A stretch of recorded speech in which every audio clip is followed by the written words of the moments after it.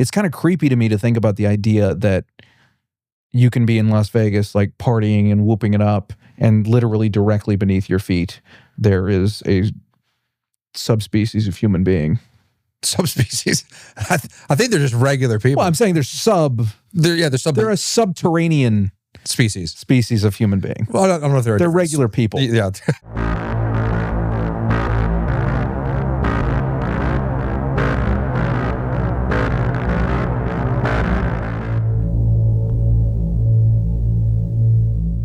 Told you my kid touched a dead bird on the playground at school.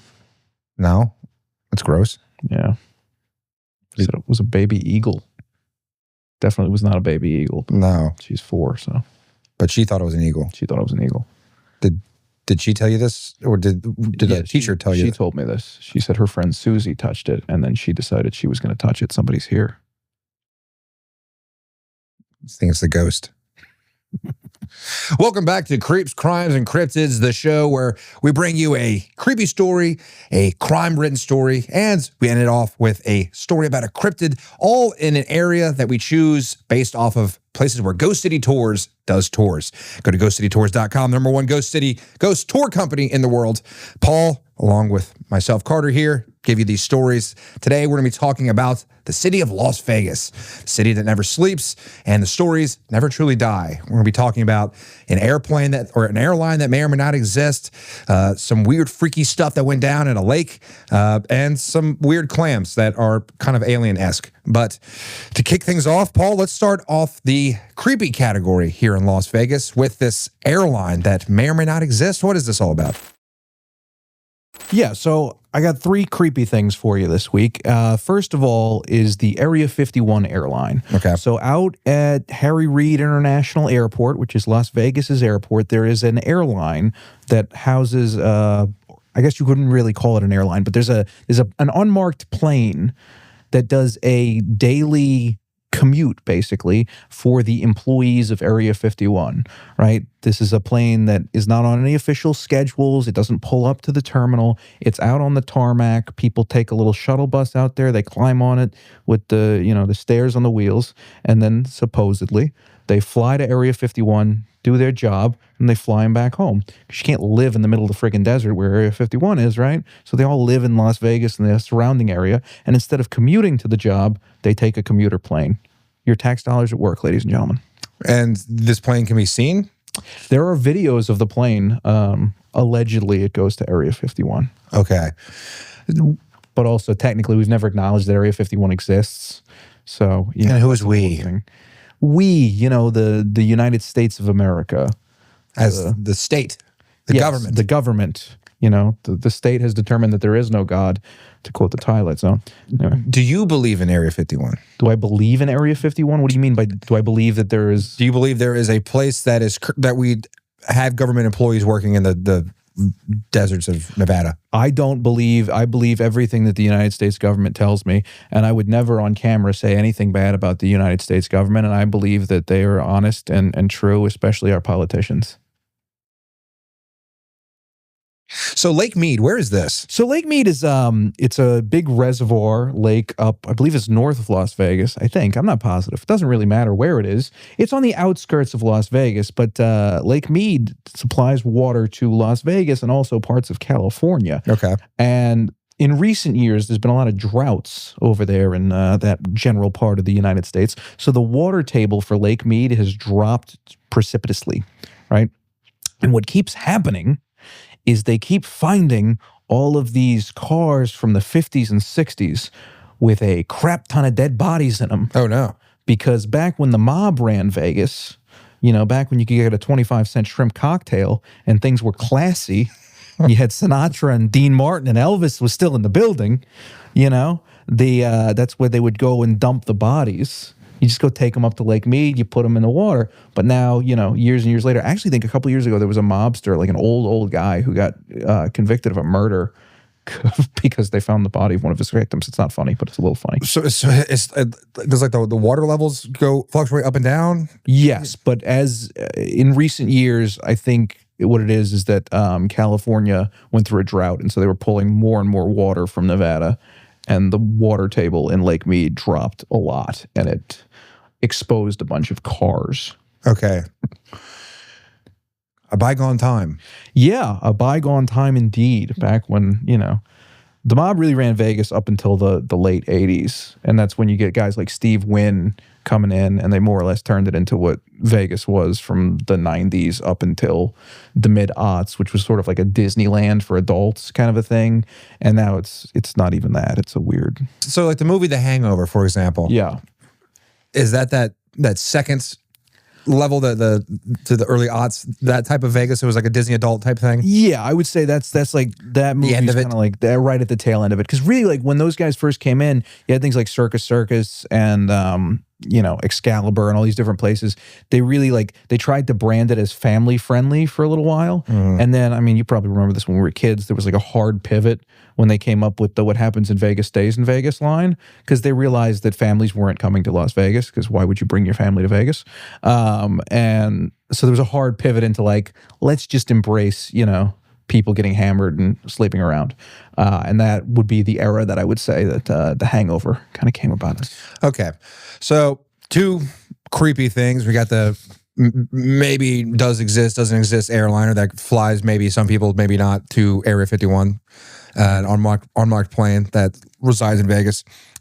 We have the potential mob murder bodies coming up to the shore with sea levels going down in Lake Mead. Pretty creepy. Yeah. Murder's always kind of creepy. But you said you had a third one. I do. What was it? The mole people. Oh, yeah, that's right. The mole people. So people probably know about this because it's kind of become a trendy thing on YouTube for people to go down into the tunnels and bother the mole people. So several years ago, people probably don't know this part of it or why the tunnels are there. Las Vegas is really prone to flash flooding because the desert is so friggin' dry. When it does rain, if it rains hard, basically the desert can't absorb the water, right? So years ago, they built these giant hundreds of miles of tunnels underneath Las Vegas. And it was specifically to get the water out of Las Vegas. So what winds up happening, this is actually very depressing. It's not necessarily creepy. A lot of homeless people, Vegas has a lot of homeless people because it's a town that just systematically steals people's money from them, especially when they have, gambling or drug addictions. Sure. And these people wind up on the streets, and then they wind up going down into the tunnels and living down there. And they call themselves the mole people. Or I don't know if they call themselves that. I mean, I guess they do. Everybody calls them the mole people. I don't know if I'd want to be called a mole person. You don't think you'd want to be called a mole person? No. What if you had a lot of moles? Touche. But they actually have a representative who goes up and represents them at city council meetings. And there's sort of a weird commune down there of different things that you can see. And it's kind of creepy to me to think about the idea that you can be in Las Vegas, like partying and whooping it up, and literally directly beneath your feet, there is a subspecies of human being. Subspecies? I think they're just regular people. Well, I'm saying they're a subterranean species of human being. Well, I don't know if they're regular people. Yeah. It's genuinely very sad. Well, the other really sad thing about it, and it's really messed up, is when floods do happen, because they happen very quickly and unexpectedly in Vegas, the water will actually come through the tunnels, and a lot of time the mole people will drown to death. And it's really awful. Yeah. This is not a good creepy thing. Let's cut this part out, and I'll tell you a different one. No, we're going to keep it in. So sad. Yeah. That's well. I started out, I was like, yeah, it's creepy. People are living underground. And then as I'm talking about it, I'm like, oh, no, it's just depressing. No, that's the most depressing thing. Now, I've heard you talk about the mole people before. You said there's like some sort of leader of the mole people? It's not a direct leader. There is a spokesman for them who goes to city council meetings and speaks on their behalf. There's like different subgroups amongst the mole people, depending on where in the tunnels you are.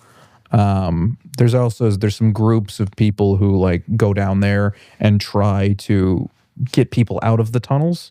A lot of them like humanitarian. Yeah. Like but again, you get drug issues, mental illness and stuff like that. It's hard to get the people to leave. And there's some videos that I've seen. Some people have like nice setups in there. Yeah, no, there's some really nice setups. There's some Mad Max style, like cool get-ups they got going on down there. I mean, I imagine, unfortunately, the majority of people down there probably have some sort of substance abuse or mental health issues, like you alluded to. But there might be just a couple folks there that they're just living their best life. They just want to get off the grid. Kind of like a certain island in Key West. We'll get to that in another Different episode. Like, comment, subscribe. Okay, well, I mean, that's a pretty wide swath of some creepy, weird stuff in Las Vegas. There's. I'm gonna do a different one. I'm gonna end it on a different one because that's just too sad. Okay, what you got? Be short. The El Cortez Hotel and Casino in downtown Las Vegas. It's the oldest casino in Vegas, I believe. I could be wrong on that, but whatever. You're not tuning in because I'm an expert. I don't know why you're tuning in. So there was a guy named Jackie Gauguin. Jackie Gauguin ran the El Cortez for years and years and years. And a lot of people who worked in the casinos, especially in like the 70s and 80s, downtown Vegas really kind of fell by the wayside. It became like a Skid Row type of thing. So the money was not so much there. That subsequently changed. Mayor of Vegas, Oscar Goodman, revitalized Fremont Street and the whole downtown area, but that's neither here nor there. Anyway, Jackie Gauguin started this thing where if you worked at the El Cortez and you couldn't afford a funeral and you didn't have family, they would pay to have you cremated and they'd keep your remains in the basement of the El Cortez. So supposedly there are hundreds of urns in the basement of the El Cortez of the remains of former employees. Creepy. That is weird, but I kind of dig it. It's kind of sick, yeah. There's something kind of fun about that. Also, like, you know, if you have to be a ghost, like, be kind of sick. Yeah. Just go. Dude, there are, on a hierarchy of, like, fun places as a ghost to haunt. Yeah. I think a casino, it's got to be. It's up there. It's way up there. Probably be a little annoying after a while. Yeah. Like, you ever been a... Like, you're trying to haunt, but, like, they don't notice you because they're busy. Yeah, they're busy losing their money. Dude, or at, like... All the bells and whistles. You ever been in a casino at, like, 5 a.m.? Sure. It's not great. No. It's not a fun vibe. No, there's some lady on, like, a oxygen machine putting the last of her Social Security check into the slot machine. Yeah. It's real cool stuff. I mean, that's pretty fun, though. It is fun. Because maybe she'll win. She might win. Dude, if she won, I'm rooting for that lady. Why not? Because I want her to win, and then the excitement of it be so much that she drops dead right there and then becomes a new ghost. And then you can hang out with the oxygen tank lady. That's cool. How does that work, you think? Like, if you die old and you become a ghost, like, do you get to be young again? Huh. Or are you an old ghost? Do you become the ghost of what you last were as a physical being? Because if that's the case, like, I should just die now. Because it's not going to get any better. Yeah, but wouldn't an older ghost be a little scarier? Like, a kid dies. Yeah, there's some kid ghosts, right? Kid ghosts are That's scary. That's scary. Middle-aged ghosts, Yeah. Middle-aged. Calm down, dude. 33. Relax. I'm not talking about being scary. I'm just talking about, like... I've seen how much you drink. You're middle-aged. I'm not talking about being scary. I'm just talking about, like, okay, so in the scenario where the old lady on the oxygen croaks it at the slot machine, right? Yeah.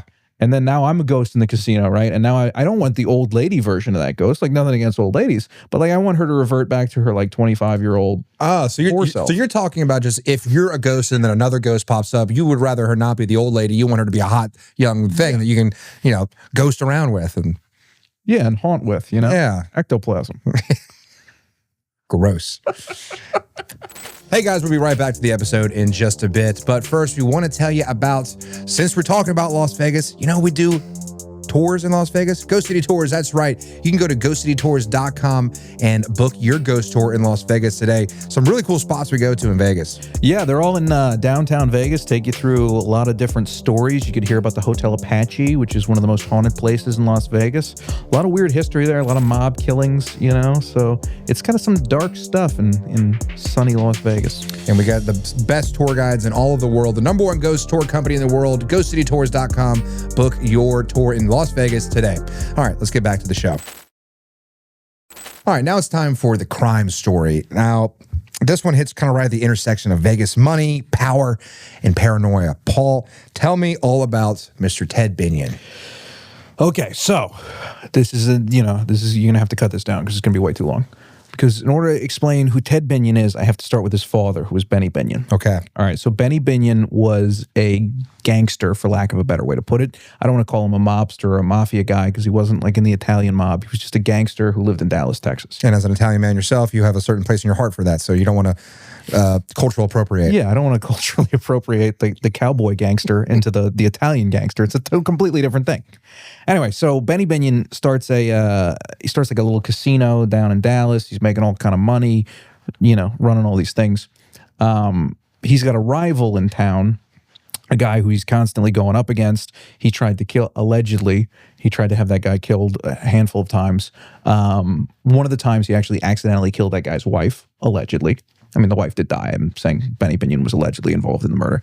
And then that guy subsequently tried to put bombs on his personal plane, and he was going to fly the plane to Benny Binion's house in Vegas and drops bombs on it. But that's a whole other crazy thing. Benny Binion's a wild story. We'll talk about that somewhere else probably. But ultimately, this rival guy's, like, essentially his politicians that were in his pocket came into power. And Benny Binion decided that the time was right to get the hell out of Dallas, and he was going to go to Vegas. So he packs up his family with his 5 kids and his wife, and I think $2 million in cash, which is something like $375 million today, something crazy like that. I don't remember. I did the math at one point. Doesn't matter. It's not important. Anyway, he drives across country to Nevada, and he winds up buying a casino in downtown Vegas, which he ultimately, which is today Binion's. I don't remember. I think he called it the Horseshoe at the time. Again, not important. These are not important details. What is important is that Benny Binion, he starts like a real gambler's casino, right? Oh, also, Benny Binion had murdered officially 2 people while he was in Dallas. Not allegedly. No, not allegedly. He copped to both of those. One time he claimed that the guy had a knife and was coming after him, so it was self-defense. The other time, I think, was something similar. Yeah, the first time he didn't get any charges. Second time he got charges brought against him, but he knew the DA. He got a suspended sentence. Yada yada yada. It was a whole thing. Anyway, but just a real like larger than life old school cowboy from Texas. Moves to Vegas, gets a casino. He winds up starting the World Series of Poker out there, and just a wild dude. So, as I said, Benny's got 5 kids. Right, one daughter died of a heroin overdose. Tragic. It happens. And then he had, the 4 other kids. One of the daughters was not interested in the family business at all. But then when Benny ultimately dies in the 1980s-ish, there's this power struggle amongst his remaining kids of who's going to take control of the business. Now, the likely successor becomes his son, Ted, because Ted was very charismatic and likable, and everybody loves Ted. He was very much like Teddy, but like Benny in that way. And then everybody loved Benny Binion. He was just a crazy, larger-than-life character.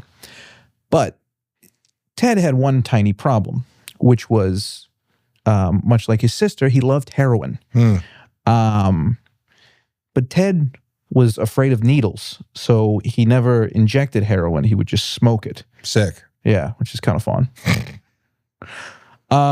Anyway, so Ted's drug problem kind of got away from him. He had some real issues with it there, and ultimately the family business got taken away from him because of that. So around the time that Ted's drug problem is really spiraling out of control, his wife's like, Ted, you got to stop the heroin. You got to quit smoking heroin in the house, or I'm going to leave you. Ted refuses to quit smoking heroin in the house because why would he? He paid for the house. He paid for the heroin. I'm on Ted's side on this. Anyway, this is neither here nor there. So the wife leaves him. Right. And Ted loses the casino. So he actually ultimately, I believe, gets blacklisted from all casinos in Las Vegas. So he can't go into any casino. He no longer has a wife, and he's just smoking heroin every day of the week. Right. So then he goes into this strip joint one night. I believe it was Cheetah's.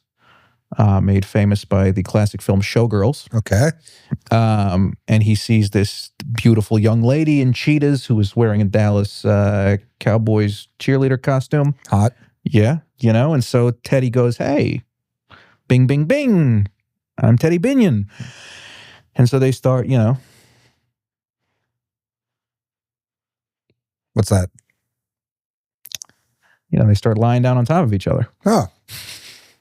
Like an exercise routine. They're banging. Got it. Yeah. So things are going great, but again, Teddy's smoking heroin every day. And I don't know if you've ever smoked heroin every day. Not every day. But if you do that for long enough, you start to get real paranoid. So Teddy decides that it's all going to come crashing down. Again, I'm not endorsing smoking heroin every day or blowing up your life or doing all these things that Teddy did. But, you know, he's got some points. Okay. It was his house. He paid for it. All right. Everything's going to come crashing down, so I should convert all of my money into silver bars. It's not the worst idea ever. Birch Gold Group. No. Dude, that'd be a sick transition. If we could get Birch Gold Group to sponsor the show. Podcast. So anyway, so he starts acquiring a shit ton of gold bars, or not gold bars, silvers. And he doesn't trust banks, you know. Who does? Yeah. Not me. Anyway, so he fills up the entire garage of his house with silver bars, right? Which becomes a problem because now he can't park his freaking brand new Ferrari and Lamborghini in the house because, you know, his father owned a big casino in Vegas. Teddy has a bunch of money, just stupid money. So, but just to pause real quick. So he's blackballed from all these casinos? Yes, I don't remember what he did. He did something stupid, probably while he was smoking heroin. Gotcha. You know, it happens. But he still has money coming in from the family trust, or where his money was coming from. But yeah, I mean, like, so the Binions no longer owned a casino. I think one of his brothers might have still owned the casino. I'm not positive on that one. Okay. But yeah, he had a bunch of money, basically. Okay. So he had a bunch of money. He's doing all this heroin, and now he's buying up all this silver. Yes, and he's buying a lot of silver. He's moving his assets over to silver. Yeah, which is fair. Again, like it's an easily transferable asset. It's, you know, it's less valuable than gold is. So you can actually, like, when the grid goes down, you could break off a piece of silver for a loaf of bread, and you're not getting screwed as badly as you would if you were to say, anyway. Yeah. So Ted's got his stripper girlfriend. Things are going great. But he decides he's got to get all this silver out of his house because he needs his garage back, right? So he calls up his buddy, whose name escapes me at the moment because I'm not an expert on these things. I just read about them on the internet, and then I talk about it as if I know what the fuck I'm talking about. So he calls up his buddy. That's the whole show, folks. So he calls up his buddy. I read it on Wikipedia, so you don't have to. He calls up his buddy. He's like, hey, man, I need some help. I'm going to give you a couple of bucks. Come help me move these silver bars. And so they fill up the back of a giant freaking dump truck just full of silver bars, right? And Ted owns a commercial lot where you would build a building in this downtown city, a couple hours outside of Vegas. I forget where. Again, I'm not an expert. But he decides that would be the ideal place to put all of his silver bars because nobody would be able to steal them. Because it's in the middle of a busy intersection. And if you had to dig it up, like if you went and buried it in the desert, somebody could go dig it up and nobody would see it. But it's this busy intersection. So if somebody tried to dig up his silver bars, you know, they'd be seen. Again, pretty smart. He's not a dummy. He was on heroin, but he wasn't a dummy. So he gets this giant safe and one of those excavators. And they dig and they put the big safe in the ground and they put the silver bars in there. Bing, bing, bing. Right? Now, unbeknownst to Ted, while he's doing all of this, his stripper girlfriend is doing a little humping and pumping with the buddy who he paid to help bury the silver bars. Oh, yeah. Don't trust strippers. That's the moral of this story. So lo and behold, allegedly, the stripper girlfriend and his buddy decide that they are going to murder Ted and steal his silver. Naturally, as you do. So one day, Ted's girlfriend and the boyfriend, the side piece, whatever the hell you want to call him, the guy whose name I don't remember, they pump old Ted full of drugs to try to make it look like a heroin overdose, right? And they did this by force-feeding him drugs when he was already high. So when the coroner actually looked into Ted's body, they found that his stomach was full of heroin, which doesn't make sense because people generally don't eat heroin. Sure. Even people who smoke it don't usually eat it. It's not... I'm not a heroin expert, but yeah. I don't think it does anything. Probably give you the shits. Yeah. But you got to put it into the bloodstream. That's what I call brown heroin. Hey. No, you don't. No, I don't. But there's some joke in there about black tar heroin too. I don't know what, but anyway, doesn't matter. Not important right now. I'm trying to get through this fucking story. So they force feed him the drugs. They're afraid that it's not enough, that his tolerance was too high because he was a regular heroin user. And they were like, this is no good. He's going to come back and he's going to remember the fact that we force-fed him a bunch of drugs. So then they then suffocated him with a pillow. Now, initially, when the cops show up, the girlfriend, the stripper, is going, he's dead. He died of an overdose. And they all believe her, right? Because he was known to do the heroin. She said, maybe it was a suicide attempt. I don't know, blah, blah, blah. She's putting on the act. The only reason that they got caught was shortly thereafter, a squad car pulls up to the lot there that had Ted Binion's giant safe with the silver bars in it and catches the buddy who was stooping the girlfriend and the girlfriend as they're trying to dig up Ted Binion's safe. And he's like, what's going on here? And the one that was buried. The one that was buried. Public eye. And he was right. He was like, somebody will see if somebody tries to see it. So anyway, they wind up getting arrested. They charged with murder. They are found guilty of murder. I think maybe second degree. I don't remember the specifics of it. I don't remember anything. But they get charged with murder and burglary. The Nevada State Supreme Court ultimately throws out the murder charge. And then there was a retrial. And they both got off of the murder charge. How? I don't know. It seems pretty obvious that they murdered him. I think the Nevada Supreme Court threw it out for jury tampering. So just like a technicality thing. There was an issue with Ted's. There was a drive-by shooting at Ted Binion's house prior to this happening that was not disclosed. So I believe the defense threw out there that there could have been somebody else who had a motive to kill him, yada, yada, yada. Enough reasonable doubt. Yeah, and then they didn't walk because they went away for the burglary. The stripper girlfriend did 3 years. She is out. And then the other guy did 10 years, I believe. He got out somewhere around 2010, 11, somewhere in that time. He got paroled. So they're both out now. And from my understanding, most of Ted Binion's silver is still missing. Huh. So there you go. That's my very long story for you. All right. Well, we can obviously dig more and more into this story, but I think just a good service level, it served its purpose for this podcast, Paul. Thank you very much. But, you can find out probably not about this story on our tours, the Ghost City tours, but there's so many other things you can do in Las Vegas that we talked about, different types of tours. But our tours aren't just in Las Vegas, Paul. They're all over the country. You're damn right they are. Tell them where they are. They're in so many places. You know where you can find them? At ghostcitytours.com. If you're saying to yourself, hey, you know what? I got a free night tonight. Maybe the kids are being watched by the babysitter. Maybe you don't have kids. Maybe you're just looking out there like a little bird. You're just a little bird flying around. You looking for something to do. Want to have a little fun. You know? Maybe you want to do a pub crawl. Maybe you're an alcoholic. I don't know.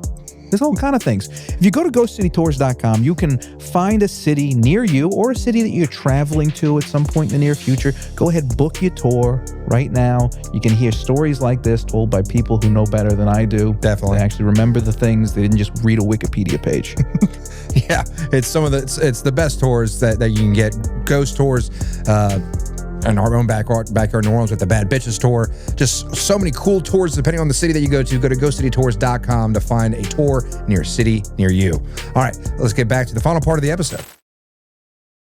Okay, so for our final part of this episode, we're going to talk about briefly a cryptid. There's not really a lot of cryptids known to Las Vegas or really Nevada, because it's either Las Vegas is gambling or Area 51, just aliens. Yeah, well, most of Nevada is owned by the federal government.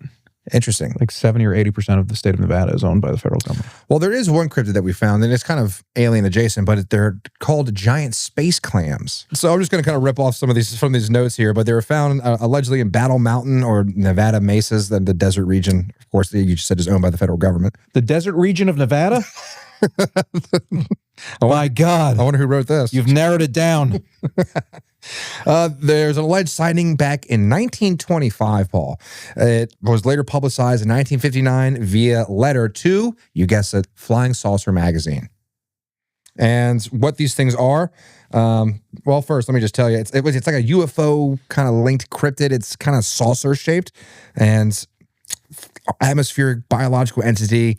It's not part of mainstream zoology, which is why people think it's, alien adjacent. But a pilot named Don Wood Jr. and his companions reportedly encountered strange disc-shaped creatures while flying over a Nevada mesa. So it's a UFO. Well, it had a red underside to it, was biological in appearance, and it was emitted like a metallic froth from like a wound that apparently had. So I don't think quite a saucer or a UFO, but yeah. So is the theory that this is like a biological form of a UFO? Here's what ChatGPT told me, Paul. Oh, thank God. A pilot named Don Wood Jr. and his companions reportedly encountered strange disc-shaped creatures while flying over Nevada Mesa. A small, round creature about 8 foot in diameter descended and landed, appearing alive and breathing by opening and closing like a clam shell. Oh, that's interesting. Yeah. It had a red underside, was biological in appearance, and emitted a metallic froth from a wound that it had. I don't like the word froth. I don't like the word wound. After struggling, this smaller one began to glow and attempted flight, but it couldn't ascend. I guess, maybe it was wounded, couldn't get up. Mm-hmm. But a much larger disc-like creature then descended, lashed onto the smaller one with sucker-like appendages, and lifted both away out into the sky. So, yeah. If you can't get it up, sucking sometimes helps. And that's all you need to know. What year was this? 1939? Was it? What it said? 1925. So in 1925 was when Don Wood Jr. saw this. Yeah. Well, because there's a place in downtown Vegas called Atomic Liquors, and their big thing is they talk a lot about how at one point in time people would stand on the roof of the building to go watch nuclear tests. Mm. So it's interesting to me that there's not more reported weird shit in Nevada, because in all likelihood we were doing nuclear tests out there pretty much constantly. There's a lot of evidence that we were doing underground nuclear tests even after we allegedly stopped doing them. We had a treaty with the Russians and the Chinese and stuff, but that's a whole other... Yeah, that's a whole other thing. That's not this show. But yeah, no, it seems like, you open up because there's a lot of credible stuff that UFO sightings began post nuclear bomb. Right, and people who believe in aliens will tell you that's because the aliens didn't want us to destroy ourselves, so they started coming down and making themselves known. Other people will tell you that we opened up an interdimensional portal and the demons are coming through. That is one possibility. All right, so this comes from statecryptids.blogspot.com. So way better than your Wikipedia resources. Yeah. In October of 1959 issue of Flying Saucer magazine, a letter appeared from an anonymous reader, later claimed by various sources to be named, you guessed it, Don Wood Jr. Son of a bitch. Detailing his encounter with a bizarre pair of otherworldly creatures on top of a Nevada mesa in 1925. Now, according to Wood, he and 3 other men were flying a set of Curtiss JN-4 airplanes, commonly known as Jennies, right over the desert. The men decided to touch down on top of a mesa to explore the landscape. I'm sorry. He was casually flying an airplane in 1925? Yeah. When did the Wright brothers invent airplanes? Like 1918? No, in the 1800s, I think, because we had planes in World War I. Oh, you're right. Yeah, but even still, that would have been maybe he worked for the military. I feel like we should look up that name of plane. I don't think they had those in 1925. We'll look it up. The men decided to touch down on top of a mesa to explore the landscape. They had not been on the ground long when a red disc, 8 feet in diameter, descended slowly from the sky. As a strange object touched down, Wood and his colleagues realized that it was some sort of animal. It appeared to be breathing by raising its top half up and down. creating a 6-inch opening all along the rim in a manner that would liken to a clam opening and closing its shell. A large chunk had been bitten out of the creature's side, and its body oozed a metallic-looking froth.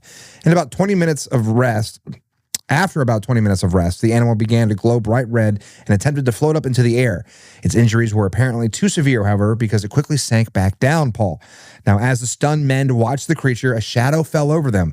They looked up to find an even larger disc-shaped being floating down from the sky. This one ignored Wood and his companions as it settled over the injured creature and lashed onto it with its 4 sucker-tipped tentacles. In a burst of speed, the newcomer flew straight up with its smaller counterpart in tow and vanished into the sky. Whether the larger disc was helping or attempting to eat the other creature, Wood could not say. What magazine is this from? Flying Saucer magazine. I see. It just occurred to me that a man named Wood had an encounter with 2 giant clams. And that'll do it for this week's episode of Creeps, Crimes, and Cryptids. Go to ghostcitytours.com to book a ghost tour today. Actually hear real cool stories, not some of the bullshit that Paul and I are finding on the internet. But if you like what you see, you like what you hear, make sure to leave us a comment, subscribe to the YouTube channel, and give us a 5-star review on whatever audio platform you might be listening to this on. Until next time, that's Paul. I'm Carter. We'll see you next time. The stories, theories, and opinions shared on Creeps, Crimes, and Cryptids are those of the hosts alone and do not necessarily reflect the views of Ghost City Tours, living, dead, or otherwise.